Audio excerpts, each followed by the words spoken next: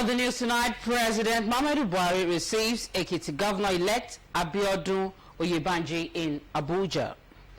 Court orders INEC to continue voter registration exercise, plus updates from the world of sports. Hello, good evening, and thanks for joining us on Channel 12 News tonight. My name is Darius Abeokuta. President Muhammadu Buhari says things are getting better for the governing APC in the build-up to the 2023 general elections. This was while formally receiving in audience the governor-elect of Ekiti State, Biodun Abayomi. And moving on to judiciary matters, the Federal High Court in Abuja has restrained the Independent National Electoral Commission from ending voter registration on June 30th, 2022. Justice Mobolaji Olajuwon gave the order in an interim application following the hearing of an argument on motion ex parte instituted by Socio-Economic Rights and Accountability Project. Seraph and 185 concerned Nigerians had earlier this month filed the lawsuit against INEC, asking the court to declare unconstitutional, illegal, and incompatible with international standards the failure of the electoral body to extend the deadline for voter registration to allow eligible Nigerians to exercise their rights. The suit is adjourned to 29th June 2022 for hearing of the motion on notice. The suits follow the decision by INEC to extend the deadline for the conduct of primaries by political parties by 6 days from June the 3rd to June 9th. But the Commission failed to also extend the online pre-registration, which ended May 30th, 2022, and the continuous voter registration ending June 30th, 2022. Seraph also asked the court for an order on mandamus to direct and compel INEC to extend voter registration by a minimum of 3 months and take effective measures to ensure that eligible Nigerians are able to register to exercise their vote to exercise their right to vote in the 2023 general elections. In the meantime, the trial of Peter Nwachukwu, husband of late gospel singer Osinachi Nwachukwu, at the High Court of the Federal Capital Territory has commenced. The defendant is facing various counts, including being allegedly responsible for the death of his wife on April 8, 2022 in Abuja. Olabodero reports that late Osinachi was known for a hit song, Ekweme. Investigators, prosecutors, and women judges converged on Abuja to evolve the best ways of prosecuting gender-based violence in the country. The Chief Justice of Nigeria, Justice Ibrahim Tanko Muhammad, lamented that sexual offenses and violence against persons are severe human rights violations yet prevalent in the society. Dele Atumbi reports. And moving on, the National Chairman, Nigerian Institute of Electrical and Electronic Engineers, Michael Akan, has tasked Nigerian engineers to show more commitment to the technological development of the country so as to better the lives of the citizenry. He stated this at the 55th National Ordinary General Meeting of the Institute held in Abeokuta, Ogun State. Akim Jimo's report is here presented. Of the Nigerian Institute of Electrical and Electronic Engineers, NIEEE, from across the country converged on Abeokuta to brainstorm and chart the way forward for the profession and how best to improve the lives of Nigerians through innovations, while disclosing that a bill to upgrade the status of NIEEE to Chartered Institute is before the National Assembly. The National Chairman, NIEEE, Michael Akan, noted that the Institute has contributed in no small measure to make the country better. We have increased our momentum to work to develop standards for our sector and ensure that safety at work is adhered to. For other members of the Institute who acknowledged that the meeting was impactful, expectations are high ahead of the forthcoming international conference of NIEEE. We're on the pathway of repositioning the institution so that we can make better impacts in the nation, broaden our knowledge, exchange understandings. We've been able to discuss what we've done so far and how much effort we've been able to intensify in terms of codes and standard as a leading profession in this country, and what can be done in order to move a step further. The 55th National Ordinary General Meeting of NIEEE was meant to review the activities of the Institute ahead of the 18th edition of the International Conference and Exhibition on Power and Telecommunications, scheduled to hold between 10th and 14th October 2022 at Olusegun Obasanjo Presidential Library, Okemoson, Abeokuta. In the meantime, Ogun State Governor Dapo Abiodun has appointed 2 clerics as consultants on religious matters. In a statement by the Chief Press Secretary to the Governor, Kunle Shomori, the consultants are Bishop Tunde Akinsoya for the Christian faith and Sheikh Iskil Lawal, better known as Sugar, for the Islamic religion.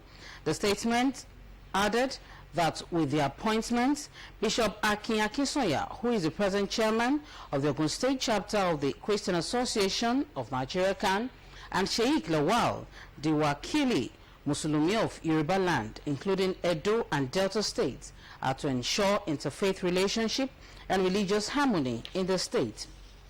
The appointment, it says, is in recognition of the role of religious leaders in ensuring the social welfare and well-being of the citizens as encapsulated in the Building of Future Together agenda of the present administration in Ogun State, the statement added. The government notes that though Ogun has been known for religious harmony and tolerance, the 2 consultants are expected to work together to further deepen and enhance interfaith harmony in the state. Abiodun, in a statement, charged the appointee to bring their wild spiritual experience to bear on their new assignment, expressing confidence that the appointment will further put the state on global map of religious harmony and collaboration. Officers and men of the Nigerian Correctional Service have again been reminded of their responsibility towards securing custodial centers across the country. This was during the formal designation of senior officers recently promoted. Victor Azu reports. In recent times, custodial facilities in parts of the country have experienced attacks, leading to escape of inmates, many of them still at large. To deal effectively with the menace, 66 senior officers of the Nigerian Correctional Service have been elevated and designated. 23 controllers of correction are now Assistant Controllers General of Correction, while 43 hitherto Deputy Controllers of Correction are now Controllers of Correction. But there are strings attached. I must remind you that this is a trying moment for all Nigerians, especially those of us saddled with the responsibility of providing security. As you have been instructed, all Nigerian Correctional Service must be safe. If the Controller General of Correction is not clear enough, the Minister of Interior, here represented, drives home the point. To whom much is given, much is expected. You've been placed in very, very strategic leadership positions, and I think now is the time to manage emotions better. You have to become authentic leaders, leaders that will inspire the troops, leaders that will motivate, leaders that will encourage, and leaders that will be very good ambassadors of Nigeria. There were no less than 10 jail attacks between 2020 and 2021, with at least 6 of them successful. In Abuja, Victor Azu, NTA News. And a special report, war, they say, breeds nothing good but destruction and death. One of its existing casualties is the displacement of people from their original settlements to become refugees elsewhere. As the world marks this year's World Refugee Day, Diana Ajale takes a look at the plight of refugees against the background of this year's theme, All Actions Count. How was it? The war make all pass around. The war was not good. It make all cry, tears. People lose their parents, lose their family, but we give glory to God that we are alive today. Emmanuel Gombe is a victim of civil unrest in Liberia, narrating his experience and how he found himself in Nigeria in 2003.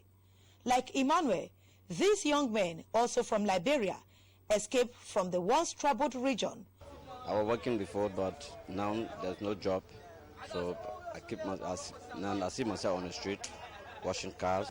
If they take me home and settle me down, I'll be very grateful. To go back is not the thing, but what we're going to start from.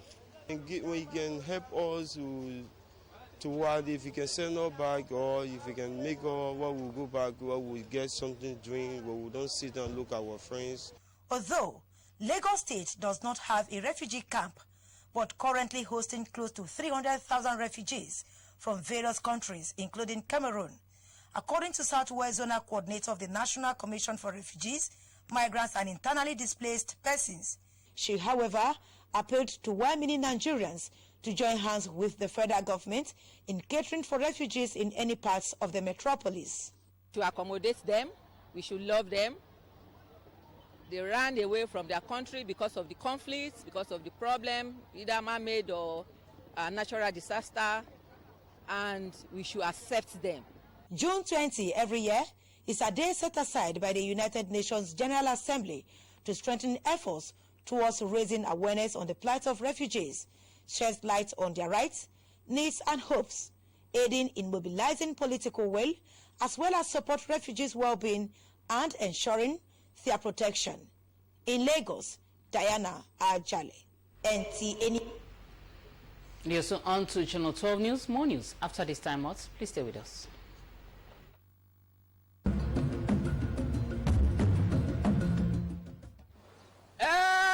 God! Me, wait, don't they hungry?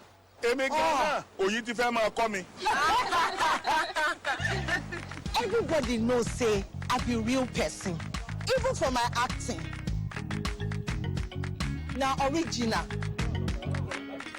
Enjoy my people. As now they see me so, I know they joke with anything where they bring rich flavor, total nutrition, and great taste. Like my checkers custard make 3-in-1, the Totorica, Bamba, and rich custard. Can someone get these two out of my set now? Good thing good, I beg. I no go lie. This na custard. Checkers. Na custard be that. Welcome back and thank you for staying tuned. And moving on to business news, Nigeria spent 3.25 trillion on airtime, data, and others in 2021 as debt servicing doubles, hitting 698 billion in 3 months. Details in our business news segment with Rhoda Onifade.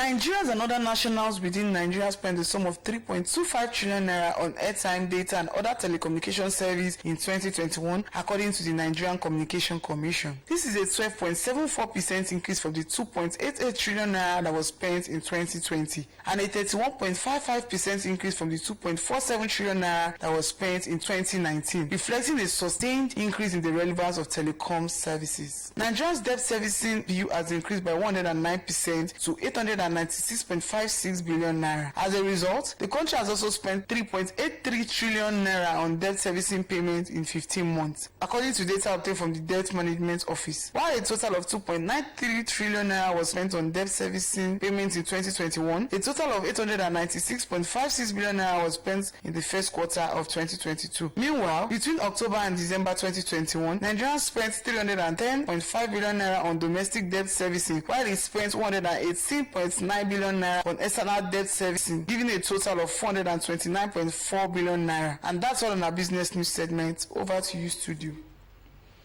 Thank you, Rhoda, for that update. And moving on to entertainment news, Alaafin of Oyo's Queen received house gifts from their late husband. Let's join Oluwaseyi Adeleye for details in the entertainment world. Some of the queens of the late Alafin of Oyo, Obalamidi Adeyemi, have taken to social media to show off their new house gifts they just received from the late ruler as part of their inheritance following his demise in April 2022. One of them, Queen Moji, while showing off her own house gift, added comments of praise for her husband to her post. Also sharing photos of her new house on her Instagram page, Queen Okpeyemi Omobola Queen Abe expressed appreciation to her late husband for gifting her a befitting house, as well as stating how important her husband's support was to her and her children. Nollywood actress and second wife of actor and politician Yul Edochie, Judy Austin, has been alleged to be expecting a second child. The actress, who has been keeping a low life and has been sharing old photos of herself, has sparked pregnancy rumors. A blogger alleged that the actress is expecting a second child a year after welcoming a son for the actor in 2021. Lastly, the married lady who was assaulted by singer Burna Boy's policemen has finally broken her silence on the ugly incident. In a series of posts on her Instagram page, she stated that she took time out to heal and process the events that occurred, which left her partner and her best friend's husband hospitalized. The lady revealed that she was traumatized and broken down since the incident. And that's all on Entertainment News. Oluwase Yadileyo. And entertainment news wraps up Channel 12 News. Thank you for watching. I'm Idara Sit Adedokun. Good evening.